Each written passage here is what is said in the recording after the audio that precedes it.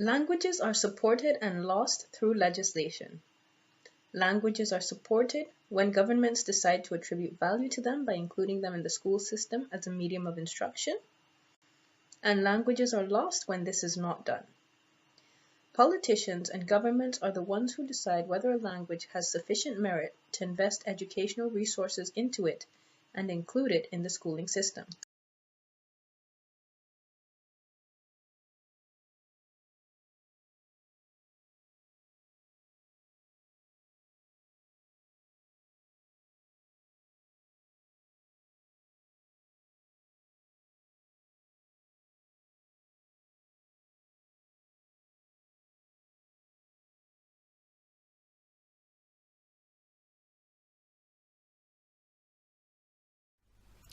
So why isn't unofficial multilingualism viable?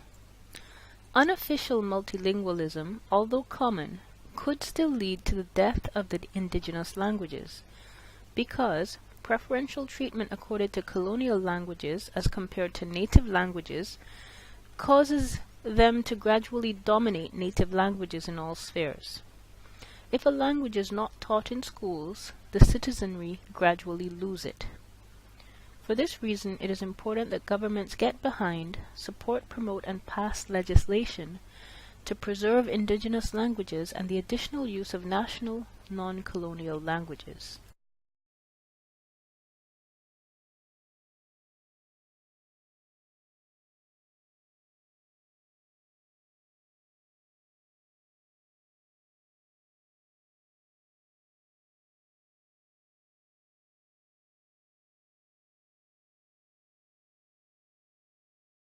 I'd like to share how my personal experience and how colonialism has affected my education. As a pupil in a British overseas territory in the Caribbean, textbooks, storybooks, cultural material, and other tools excluded Caribbean culture. They excluded our life experience, and they did not include our role models. For example, the books had themes of snow, winter clothing, Celtic traditions, British traditional meals, all of which were completely foreign to many students. The implicit message transmitted was that these European ideals were the only valued customs and experiences. This message is indicative of the fact that power in that society, a British overseas territory in the Caribbean, resides in British colonial ideals. Now, as a teacher in the British educational system in the UK, I have observed definite language condescension in UK schools. For example, French is a privileged additional language on the curriculum. Multilingual students, although we have many, rarely speak French. Instead, they speak Hindi, variants of Hindi such as Bangladeshi, Urdu, Polish. They speak Arabic, Punjabi, Hungarian, Romanian, Czech, and Ukrainian. However, all of these non-Western European languages appear to be unworthy of being included in the national curriculum, despite the high number of speakers in Britain of these languages, a far higher number than the speakers of French, the native speakers of French in Britain. And native languages also are minimally supported within the UK curriculum. There are exceptions to this rule. For example, in some schools, children can access audio storybooks in their native language, accompanied by a written storybook, which they can share with their parents or listen to on their own. However, the focus is still very much on moving towards English fluency as soon as possible, and leaving behind the native language. Therefore, English is still very much the language of power and prestige, and the only one allowed.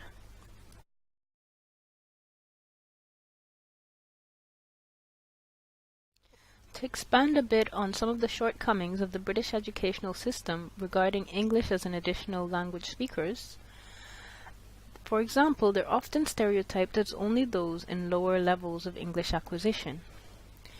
EALs are hardly ever encouraged to use their home language to consolidate learning in English at school. And also, intermediate level EALs are overlooked and rarely get additional language support. All of this points to the likelihood that the UK educational system is roughly the same as the US educational system in this respect. Furthermore, despite large numbers of minority language speakers, minority languages are given little space within standard educational contexts, or assigned any significant value. In fact, EAL status is still treated as something requiring remediation, similar to that of special educational needs, and as an additional challenge in terms of teaching the standard curriculum, i.e., EAL status and speaking additional languages is not treated as a benefit or as something that the children could share with their monolingual classmates or even multilingual classmates.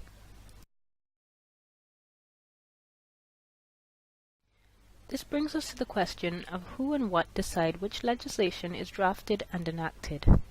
Basically, the powerful group in a society decides which ideologies will be promoted or suppressed. The powerful group is often the majority group. And in the case of the US and the UK, this group is white Anglo-Saxon Protestants. Whether legislation is created, repealed, or reinstatement is directly linked to the political climate of the place and day in which that legislation is being drafted. And unfortunately, ideologies and prejudices determine which legislation is drafted and then enacted.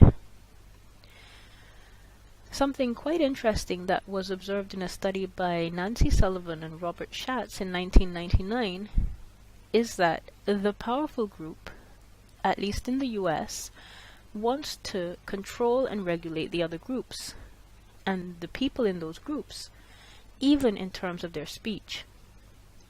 So, for example, despite the fact that most of the people in the power group were monolingual and therefore had no option but to speak English, the only language they spoke, they wished to tell and decide for other multilingual people whether or not they could speak other languages, whether or not they were allowed to speak other languages.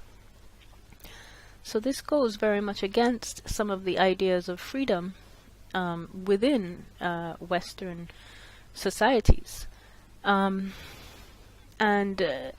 Unfortunately, some politicians also capitalize on some of the prejudices existing within the powerful group, and they deliberately spread misinformation to increase the effect of existing prejudices. This can have disastrous consequences on linguistic minority communities and their kids' academic achievements. Therefore, it's obvious that intellectuals and academics, who are also mostly within the powerful group, have a moral obligation to defend the rights of people in these powerless groups. Over the years, bilingualism has risen in popularity in Western countries, and this actually echoes back, in my mind, to the critical race theory, which basically says that progress to change racist practices and discriminatory social restrictions only takes place when interests of both the dominant and the oppressed groups converge.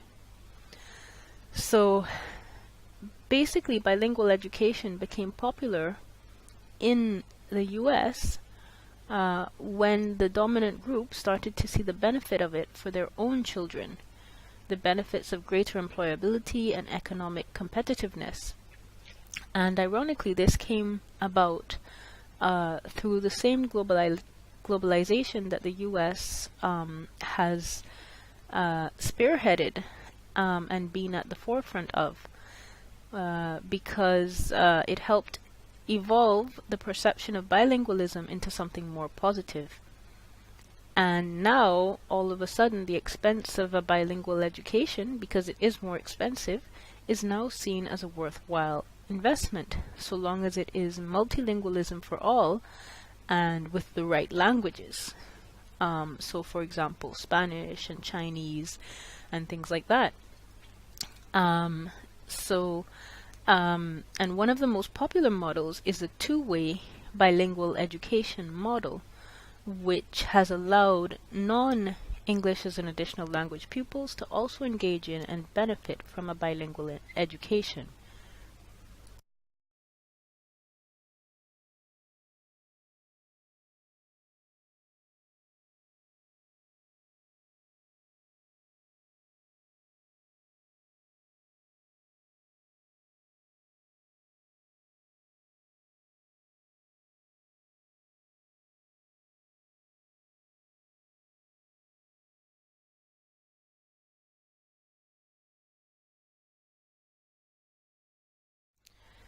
So let's talk a bit about the two-way bilingualism model, which is a popular format or method for teaching multilingualism.